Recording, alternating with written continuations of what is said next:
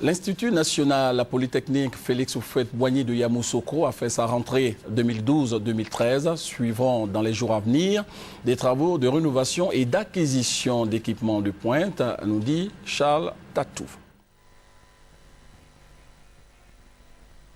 Cette rentrée solennelle inscrit l'Institut national polytechnique Houphouët-Boigny de Yamoussoukro dans la dynamique du départ nouveau pour l'enseignement supérieur et la recherche scientifique du pays. Elle a drainé parents d'élèves, enseignants, chercheurs, autorités politiques et administratives, notabilités coutumières et chefs religieux qui se sont nourris d'importantes informations sur l'avenir de cette grande école de l'enseignement supérieur. l'INP-HBE, selon ses responsables, n'a pas connu d'année blanche.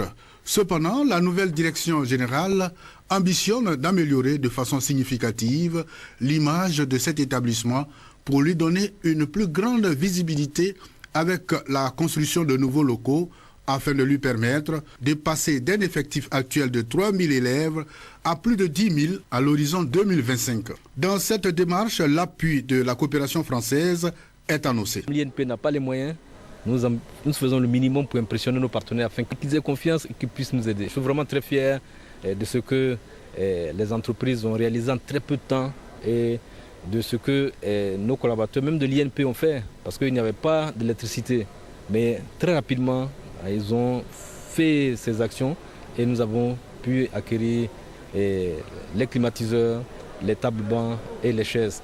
Bientôt, nous allons avoir une trentaine de micro-ordinateurs qui permettront aux étudiants d'étudier dans de bonnes conditions. Nous souhaitons aussi multiplier les partenariats, notamment les partenariats interuniversitaires, avec en particulier les grandes écoles de France, de manière à asseoir ce qui est, j'ai bien compris, l'objectif du gouvernement ivoirien, donc de donner une dimension internationale à cet institut qui le mérite et qui, je suis sûr, le méritera. Le ministre de l'Enseignement supérieur et de la Recherche scientifique s'est fait représenter par son directeur de cabinet, professeur Massila Aboitier.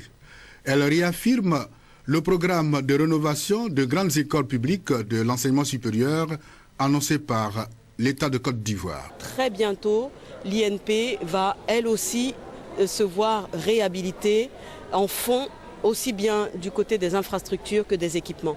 Mais déjà, le directeur général a engagé un certain nombre d'actions. Il a entrepris des partenariats forts déjà avec les entreprises, avec les coopérations également. Il a réhabilité. Nous voyons aujourd'hui la pelouse de l'INP qui, il y a quelques mois, était une brousse qui ressemble aujourd'hui à celle de l'NCA. Et donc, nous sommes fiers des résultats que nous constatons. Une visite guidée de l'usine école et des salles de travaux pratiques de l'école a ponctué la fête.